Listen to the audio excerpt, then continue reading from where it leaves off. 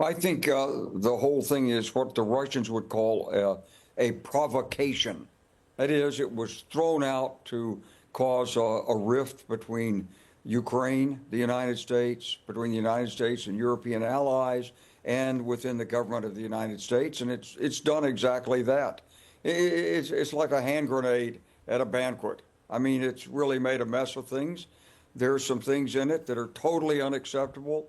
It's basically a proposal that calls for Ukraine to make concessions that are irreversible and for Russia to make promises that are unenforceable.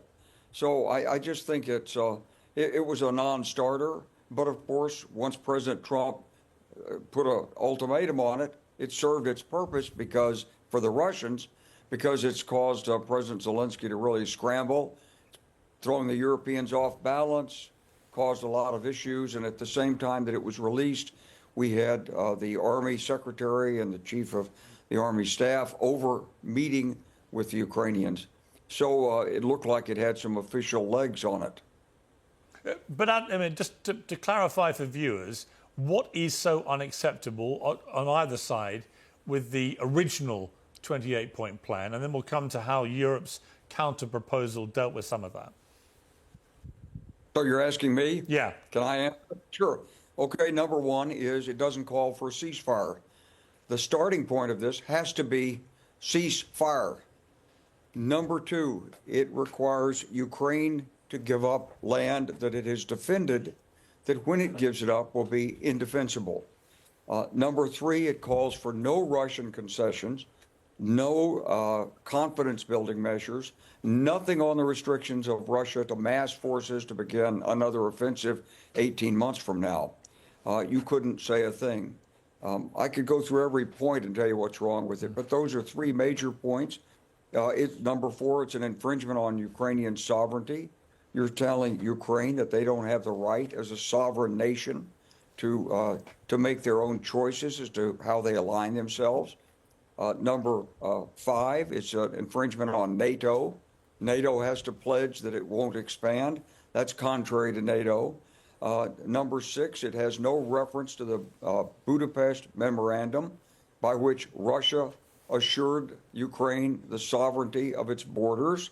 I mean, you can go through this thing step by step, Piers, and find something wrong with every single paragraph. In terms, General, of the European counter-proposal, so I've got some bullet points here that the alternative European plan removed the point from original proposal on Ukraine being barred from NATO, replacing it with a line saying membership of the alliance will depend on consensus of NATO members. It also removed any reference to Ukraine ceding land to Moscow, saying instead that the issue of territory should be resolved by further talks. It also raised limits on Ukraine's armed forces to 800,000 soldiers, only slightly below the current size of the military there.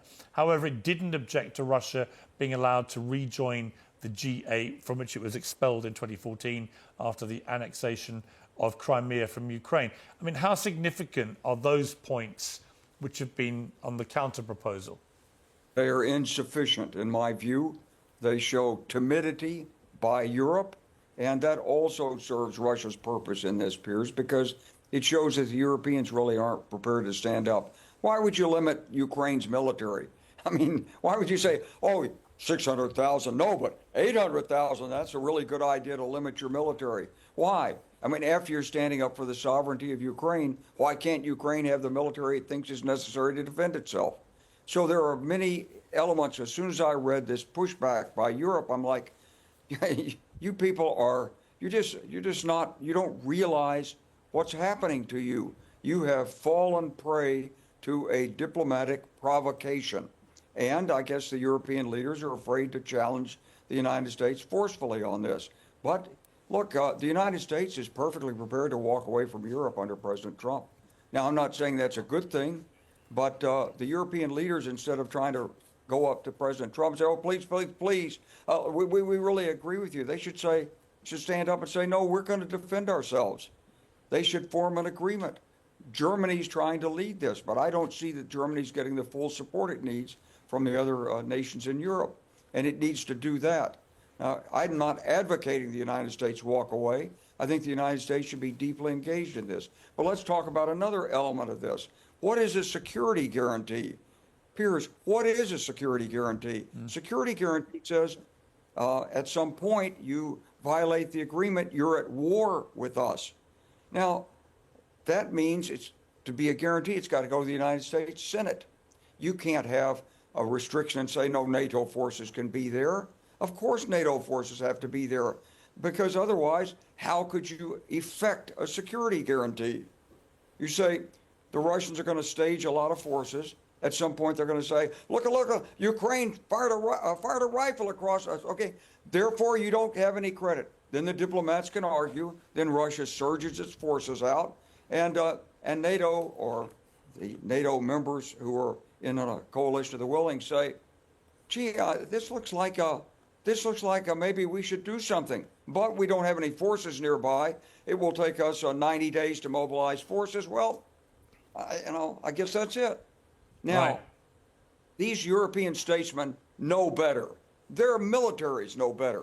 This is a terrible agreement, and the European leaders need to stand up and say, absolutely not.